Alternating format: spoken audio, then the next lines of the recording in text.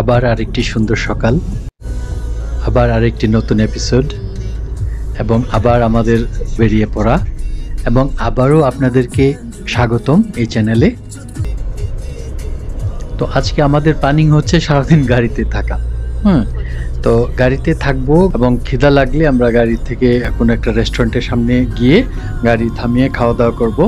হ্যাঁ, এইভাবে মনে করেন যে আজকে সারাদিন চলবে। ব্যাপার হচ্ছে যে গন্তব্যে আমি এর আগে আমি একবার বলেছি যে গন্তব্যে পৌঁছা অবশ্যই মুখ্য। হ্যাঁ, তার উপরেও মানে বড় বিষয় যেটা হচ্ছে সেটা হচ্ছে গন্তব্যে আপনি কিভাবে পৌঁছলেন, গন্তব্যে আপনি পৌঁছার সময় আপনি কতটুকু স্মৃতি আপনি আপনার ঝুলিতে ভরলেন, হ্যাঁ, কতটুকু এক্সপিরিয়েন্স আপনার গ্যাদার হলো।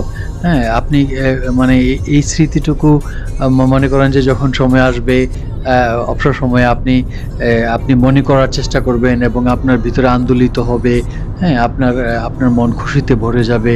হ্যাঁ, এই ধরনের কেমন হয়েছে, কত হয়েছে, আপনার কতটুকু হয়েছে, এইগুলি আর কি, আর কিছু না। কি অপরূপ পাহাড়, মনে হয় যেন কেউ অন্য কোথাও এটাকে সূক্ষ্মভাবে তৈরি করে এখানে এনে বসিয়ে দিয়েছে কেবল। ভ্রমণের পর্যায়ে আমরা মন্টিনিগ্রো থেকে চলে এসেছি। এটা হচ্ছে সীমান্ত শহর আলবানিয়া এবং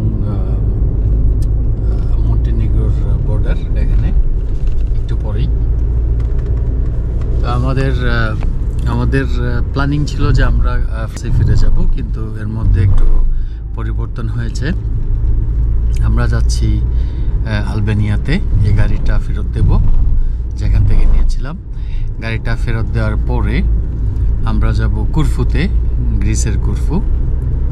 ওখানে যাওয়ার পরে আমরা ফেরি ধরবো, 7 ঘন্টার জার্নি ফেরিতে। ওই ফেরিতে করে আমরা গ্রিসের যে কতগুলো সুন্দর সুন্দর আইল্যান্ড আছে, এর মধ্যে একটা আইল্যান্ডের নাম হচ্ছে কেফালোনিয়া। ওই কেফালোনিয়াতে আমরা যাব।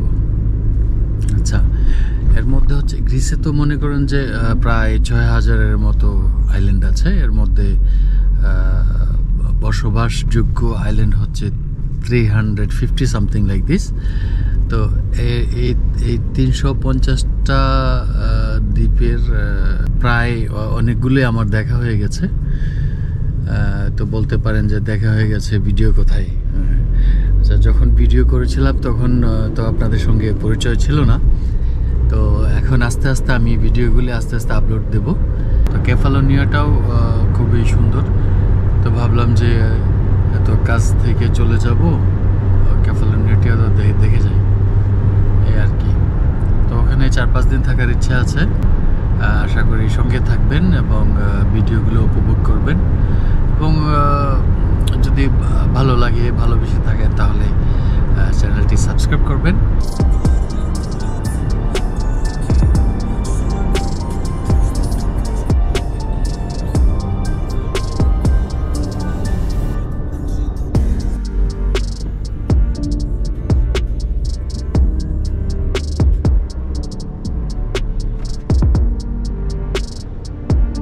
বিশাল লেক, অনেক আগে থেকে শুরু হয়েছে।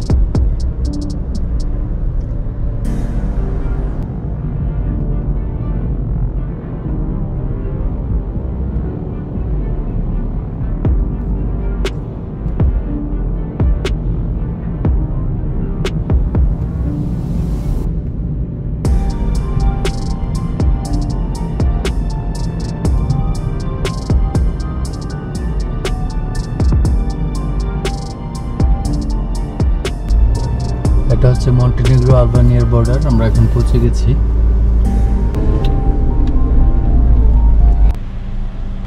বর্ডার কন্ট্রোল হয়েছে দুইভাবে। একবার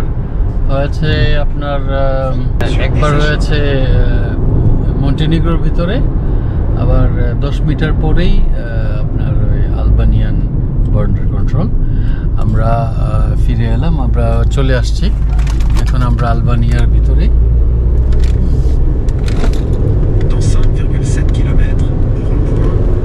এখানে আলবানিয়ার আকাশ বাতাস।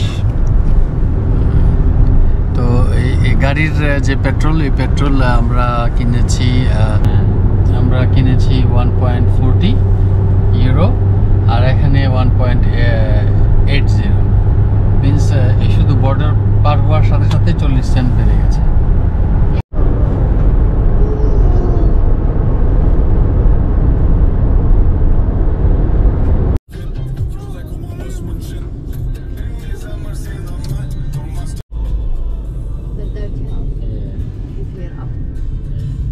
শহরের নাম হচ্ছে স্কোডার। এটা ছিল আলবানিয়ার পুরনো রাজধানী, না আগের রাজধানী, তিরান্নার আগে এটাই ছিল আলবানিয়ার রাজধানী। এটা হচ্ছে লেক কোমানি, এটাও একটা টুরিস্ট অ্যাট্রাকশন। স্কোডারে যারা আসে ওরা এখানে ঘুরতে আসেন। এবং পাশাপাশি এই স্কোডার যে শহরটা, এই শহরটা হচ্ছে মাদার তেরেসার জন্মস্থান। 26শে আগস্ট 1910 সালে এখানে জন্মগ্রহণ করেছিলেন এবং ওনার মৃত্যু হয়েছিল কলকাতায়। ওনার নামে অনেক চ্যারিটি সংস্থা আছে। উনি খ্রিস্ট ধর্ম প্রচারের জন্য আয়ারল্যান্ড থেকে ইন্ডিয়া গিয়েছিলেন এবং দীর্ঘ সময় ওখানে সার্ভিস দেওয়ার পরে ওখানেই কলকাতাতেই ওনার মৃত্যু হয়েছিল। সারান্দা পৌঁছতে আরও 2 ঘন্টা লাগবে আমাদের। তো এখন যাত্রাপথে একটা বিরতি দিচ্ছি, হালকা খানাপিনা হবে, অনেক ক্ষুধার্ত। প্রায় 5 ঘন্টা ড্রাইভিংয়ের পরে এখন একটা বিরতি। তো সঙ্গেই থাকুন, আবার কথা হবে।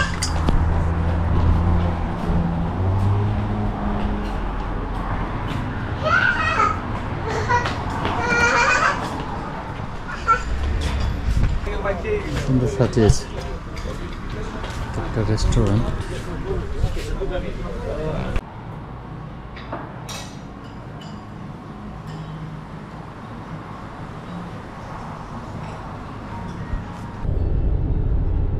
সামান্য বিরতির পর আবারও বেরিয়ে পড়া, আবারও আরেকটি অজানা সন্ধ্যা।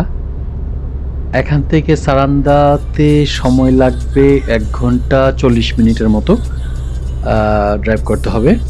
তারপরে যদি ক্লান্তি ভর না করে তো আমরা আবার বেরোবো সারান্দা নাইট লাইফ দেখার জন্য। আর যদি বেশি ক্লান্ত বোধ হয় তখন সেই ক্ষেত্রে আমরা আর বেরোবো না। সকালে দেখা হবে। সকালে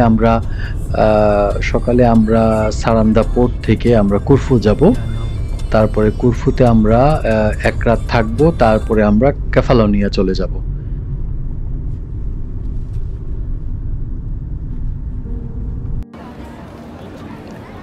কিছুক্ষণ আগে আমরা সারান্দায় পৌঁছানোর পর বাসায় গেলাম, মানে আমাদের নির্ধারিত এয়ারবিএনবির একটা বাসা আগেই বুকিং দেওয়া ছিল।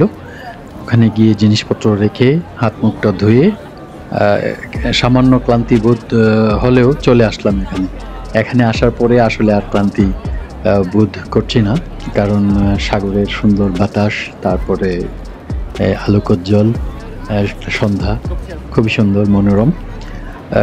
এই যে সারান্দার এই যে নাইট লাইফ, এটা বেশ উজ্জ্বল এবং বৈচিত্র্যময় এবং খুবই আকর্ষণীয়, এবং সকল ধরনের মানুষের জন্য এটা খুবই আকর্ষণীয়। আলবানিয়ার এই উপকূলীয় শহরটি তার সুন্দর সৈকত এবং প্রাণবন্ত রাতের জন্য বিখ্যাত। এবং এখানে মনে করেন অজস্র বার আছে, তারপরে আপনার এখানে নাইট ক্লাব আছে, তারপরে এখানে রুফটপ বার, যেটা মনে করেন যে এত হইচইয়ের মধ্যে যদি কেউ পছন্দ না করে তো ওখানে বিভিন্ন হোটেলের রুফটপ ওখানে বার আছে। ওখানে এই উপর থেকে আপনি পুরোটা সারান্দার সৌন্দর্য উপভোগ করতে পারেন। তারপরে আপনার স্থানীয় ট্যাভার্ন বা লাইভ মিউজিক, যেমন আপনি রেস্টুরেন্টে খাচ্ছেন, তারপরে চারপাশে আপনার লাইভ মিউজিক হচ্ছে, খুব সুন্দর। মানে যারা আলবানিয়ার ঐতিহ্যবাহী পরিবেশ চান তারা স্থানীয় ট্যাভার্নে যেতে পারেন, যেখানে ডিনার এবং লাইভ মিউজিকের সঙ্গে ফোক ড্যান্সেরও একটা আসর হয়, এগুলিতে যেতে পারেন। এবং সামারে, বিশেষ করে সামারে এখানে বিভিন্ন বিচ পার্টি, ফেস্টিভ্যাল এবং সাংস্কৃতিক ইভেন্ট হয়, যা রাতের পরিবেশকে আরও আনন্দময় করে তোলে। ভিডিওটি আজ এখানেই শেষ করতে হচ্ছে। যারা যারা এখনও সাবস্ক্রাইব করেননি, চ্যানেলটি সাবস্ক্রাইব করে ফেলুন, এতে আমার অনেক উপকার হবে। এবং পাশাপাশি আরও একটি নতুন এপিসোডের সঙ্গে আপনাদের সঙ্গে আবার কথা হবে। সে পর্যন্ত সুস্থ এবং সুন্দর থাকুন। ধন্যবাদ সবাইকে।